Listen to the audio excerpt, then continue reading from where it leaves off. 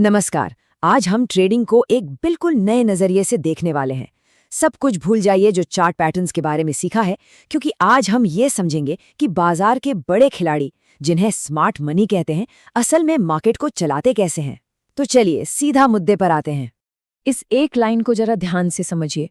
ज्यादातर ट्रेडर्स अपना पूरा वक्त चार्ट्स पर पैटर्न ढूंढने में लगा देते हैं, लेकिन मार्केट का असली इंजन, असली फ्यूल कुछ और ही है। और हमारा आज का ये पूरा विश्लेषण बस इसी एक विचार पर टिका है। देखिए, बाजार में ना दो तरह के लोग होते हैं। एक तरफ है रिटेल ट्रेडर्स, मतलब हजारों लाखों छोटी छोटी मछलियां, और दूसरी तरफ हैं बड़े इंस्टीट्यूशंस, यानी एक अकेली बड़ी शाख। और कहने की जरूरत नहीं कि इन दोनों की सोच और खेलने का तरीका जमीन आसमान का फर्क है। और यही सबसे बड़ा फर्क है। जहां एक रिटेल ट्रेडर किसी जाने पहचाने पैटर्न जैसे हेड एंड शोल्डर्स के बनने का इंतजार कर रहा होता है, वहीं एक प्रोफेशनल ट्रेडर इस बात का इंतजार कर रहा होता है कि ये पैटर्न कब और कहां फेल होगा। क्यों? क्योंकि वो जानता है कि असली पैसा पैटर्न के बनने पर नहीं, बल्कि उसके टूटने पर बनता है। तो फिर एक बहुत बड़ा सवाल खड़ा होता है ना? अगर ये सारे किताबी पैटर्न ही सब कुछ नहीं है, तो फिर वो कौन सी ताकत है जो असल में कीमतों को ऊपर नीचे करती है? बाजार को चलाता कौन है? आइए अब इस राज से पर्दा उठाते हैं। और जवाब है लिक्विडिटी। अब ये शब्द शायद कई लोगों ने सुना होगा, लेकिन इसका जो असली मतलब प्रोफेशनल ट्रेडिंग में है, वो बहुत गहरा है। यही वो छिपा हुआ ईंधन है जिसकी तलाश में शार्क हमेशा घूमती रहती है। तो लिक्विडिटी क्या है? सीधे शब्दों में कहें तो पैसा। वो पैसा जो बाजार में ऑर्डर्स के रूप में पड़ा है। और सबसे ज्यादा पैसा कहाँ होता है? रिटेल ट्रेडर्स के स्टॉप लॉस ऑर्डर्स में। इंस्टीट्यूशंस के लिए ये स्टॉप लॉस उनकी बड़ी बड़ी पोजीशंस भरने के लिए किसी फ्यूल से कम नहीं है। अब जरा सोचिए, ज्यादातर ट्रेडर्स अपना स्टॉप लॉस कहाँ लगाते हैं? किसी पुराने लो के ठीक नीचे या किसी हाई के ठीक ऊपर। जहां डबल टॉप बनता है, लोग शॉर्ट करते हैं और स्टॉप लॉस उसके ऊपर रख देते हैं। और बस यही वो जगह हैं जो स्मार्ट मनी के लिए टारगेट बन जाती हैं।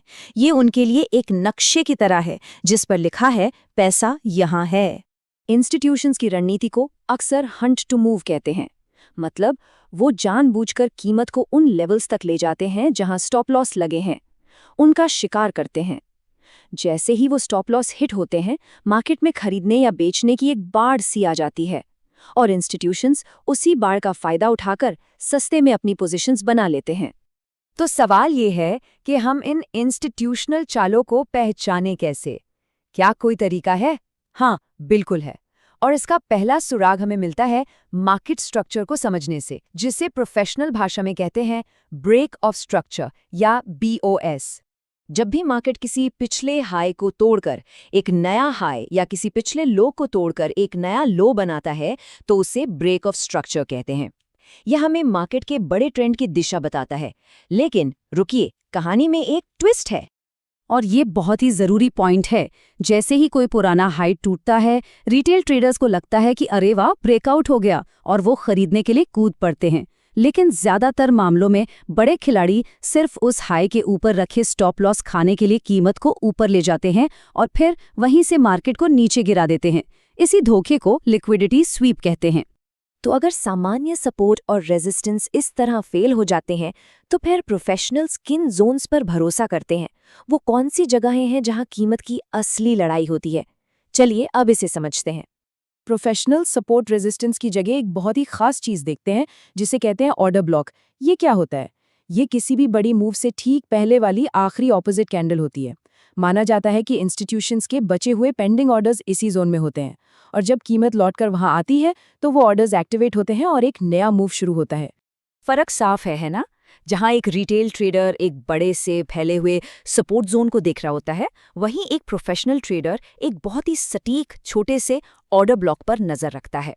इससे होता क्या है? रिस्क एकदम छोटा हो जाता है और रिवॉर्ड की गुंजाइश बढ़ जाती है। एक और बहुत ही मजबूत टूल है वॉल्यूम प्रोफाइल। हम सब ने चार्ट के नीचे वो खड़े वॉल्यूम बार्स देखे हैं, जो बताते हैं कि एक कैंडल में कितना ट्रेड हुआ। लेकिन वॉल्यूम प्रोफाइल हमें ये बताता है कि किस कीमत पर सबसे ज्यादा ट्रेडिंग हुई, सबसे ज्यादा लड़ाई हुई। ये गेम चेंजर है। और इस वॉल्यूम प्रोफाइल के अंदर जो सबसे जरूरी लेवल होता है, वो है पॉइंट ऑफ कंट्रोल या POC। ये वो एक कीमत है जहां सबसे ज्यादा वॉल्यूम ट्रेड हुआ। मतलब जहां इंस्टीट्यूशंस ने सबसे ज्यादा माल खरीदा या बेचा है। ये लेवल किसी चुंबक की तरह काम करता है और कीमत को अपनी ओर खींचता है। ठीक है, तो हमने कई अलग अलग कॉन्सेप्ट्स को समझा, liquidity, break of structure, order blocks. पर अब इन सबको एक साथ इस्तेमाल कैसे करें? चलिए इन सब धागों को जोड़कर एक सिंपल चेकलिस्ट बनाते हैं। अगली बार कोई भी ट्रेड लेने से पहले बस ये 3 सवाल खुद से पूछने हैं। पहला, बड़ा ट्रेंड किस तरफ है?